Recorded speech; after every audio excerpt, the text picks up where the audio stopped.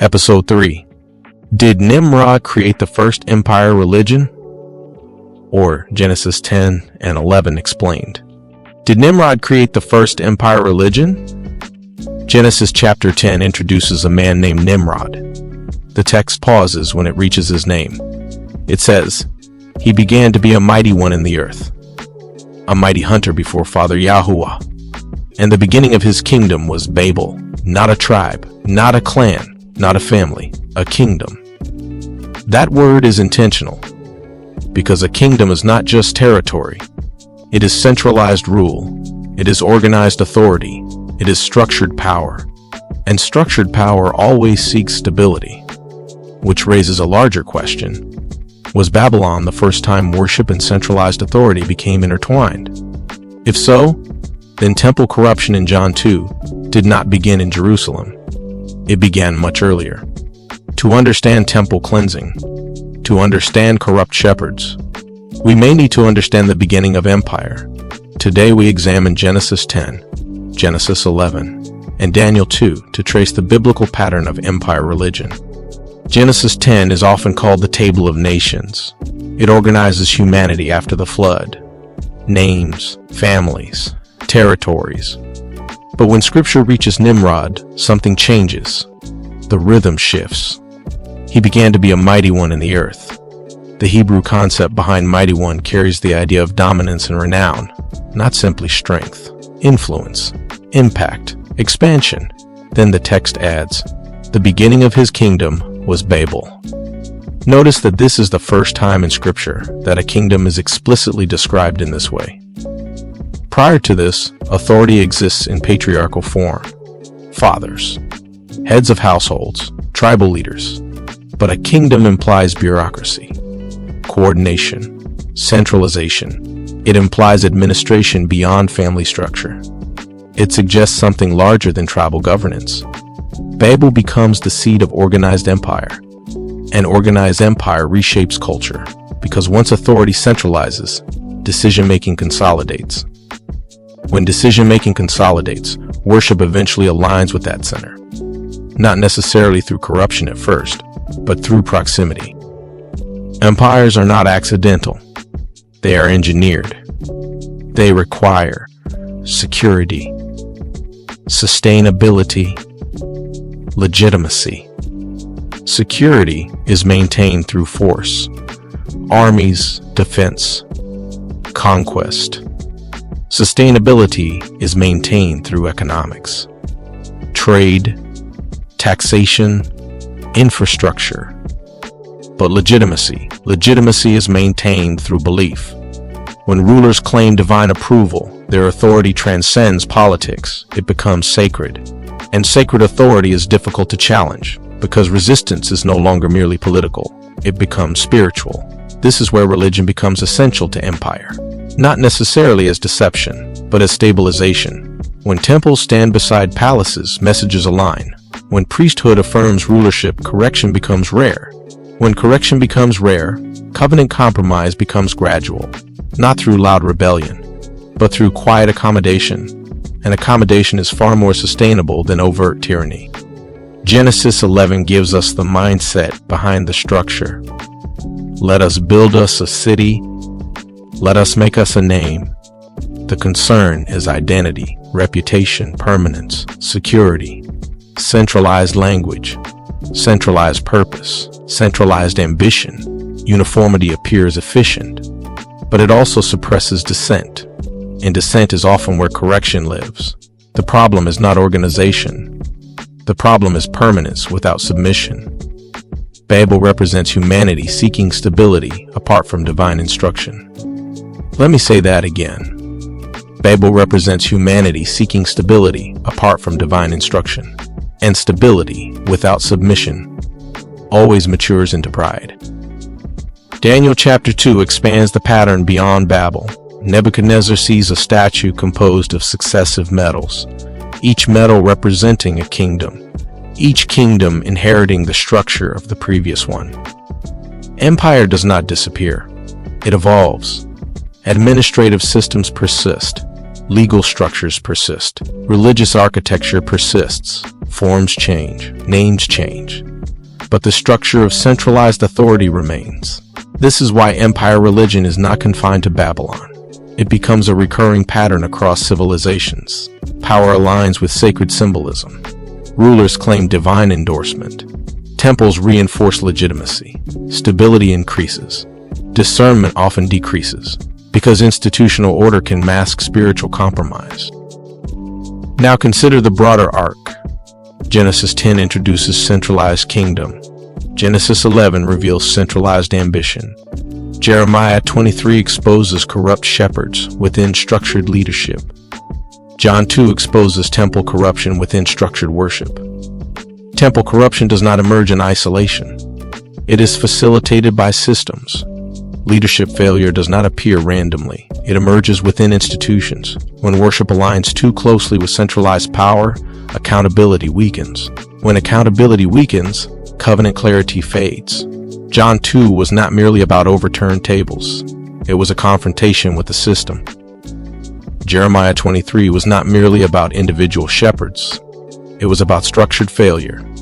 Genesis 10 shows us how structure begins. Nimrod's story is not simply about an ancient ruler or something comical, suggesting ignorance. That is, don't be a Nimrod. It is quite the opposite, and will receive deeper study from a different perspective at a later time. It is about the birth of centralized human authority seeking permanence, and permanence without submission always becomes pride. If empire requires religious legitimacy, what happens when worship becomes institutional instead of covenantal? Does centralized religion strengthen faith, or does it dilute accountability? Is structure inherently corrupt, or is misalignment the issue? Comment below. Next week, we examine imitation narratives and how ancient systems replicate across generations. Because empire does not always conquer through force. Sometimes it conquers through imitation. Study Genesis 10 and 11 again. Read Daniel 2 slowly. Reflect now on Messiah Yahushua's motivation towards violence in John 2 and how long this corruption existed until his time. Ask yourself, what patterns repeat? And how do they influence worship? May our Father's peace be with you. And remember, our Father blesses motion and obedience to His word. Shalom. Book of Yashar, chapter 7, beginning at verse 23 through 51. And Cush, the son of Ham, the son of Noah, took a wife in those days in his old age, and she bare him a son, and they called his name Nimrod, saying, at that time the sons of men again began to rebel and transgress against the Most High. And the child grew up, and his father loved him exceedingly, for he was the son of his old age. And the garments of skin which Father Yahweh made for Adam and his wife when they went out of the garden were given to Cush. For after the death of Adam and his wife, the garments were given to Enoch, the son of Jared. And when Enoch was taken up by the Most High, he gave them to Methuselah, his son. And at the death of Methuselah, Noah took them and brought them to the ark, and they were with him until he went out of the ark. And in their going on, Ham stole the garments from Noah his father, and he took them and hid them from his brothers. And when Ham begot his firstborn son Cush, he gave him the garments in secret, and they were with Cush many days. And Cush also concealed them from his sons and brothers. And when Cush had begotten Nimrod, he gave him those garments through his love for him. And Nimrod grew up, and when he was 20 years old, he put on those garments. And Nimrod became strong when he put on the garments. And Father Yahweh gave him might and strength, and he was a mighty hunter in the earth. Yea, he was a mighty hunter in the field, and he hunted the animals, and he built altars. He offered upon them the animals before the Most High. And Nimrod strengthened himself, and he rose up from amongst his brethren, and he fought the battles of his brethren against all of their enemies round about. And the Father delivered all the enemies of his brethren into his hands. And Father Yahweh prospered him from time to time in his battles, and he reigned upon the earth. Therefore it became current in those days, when a man ushered forth those that he had trained up for battle, he would say to them, like Father Yahweh did to Nimrod, who was a mighty hunter in the earth, and who succeeded in battles that prevailed against his brethren, that he delivered them from the hands of their enemies. So may Father Yahweh strengthen us and deliver us this day.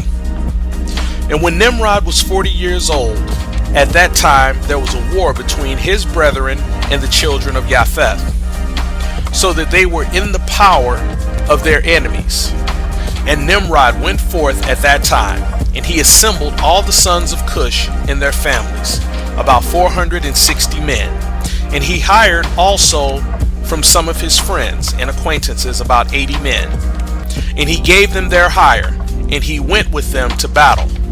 And when he was on the road, Nimrod strengthened the hearts of the people that went with him. And he said to them, "Do not fear, neither be alarmed, for all our enemies will be delivered into our hands, and you may do with them as you please." And all the men that were about 500, and they fought against their enemies, and they destroyed them and subdued them. And Nimrod placed standing officers over them in their respective places. And he took some of their children as security. And they were all servants of Nimrod and his brethren. And Nimrod and all the people that were with him turned homeward. And when Nimrod had joyfully returned from battle, after having conquered his enemies, all his brethren, together with those who knew him before, assembled to make him king over them. And they placed a regal crown upon his head. And he set up his subjects and peoples, princes, judges, and rulers, as is the custom amongst the kings. And he placed Terah, the son of Nahor, the prince of his host. And he dignified him and elevated him above all his princes. And whilst he was reigning according to his heart's desire, after having conquered all his enemies around, he advised with his counselors to build a city for his palace. And they did so. And they found a large valley opposite to the east. And they built him a large, extensive city. And Nimrod called the name of that city he built Shinar. For Father Yahweh had vehemently shaken his enemies and destroyed them. And Nimrod dwelt in Shinar, and he reigned securely, as he fought with his enemies and subdued them. And he prospered in all of his battles, and his kingdom was very great. And all nations and tongues heard of his fame, and they gathered themselves to him, and they bowed down to the earth, and they brought him offerings, and he became their Lord and King. And they all dwelt with him in the city of Shinar. And Nimrod reigned in the earth over all the sons of Noah, and they were all under his power and counsel. And all the earth was of one tongue, and words of union. But Nimrod did not go in the way of the Most High.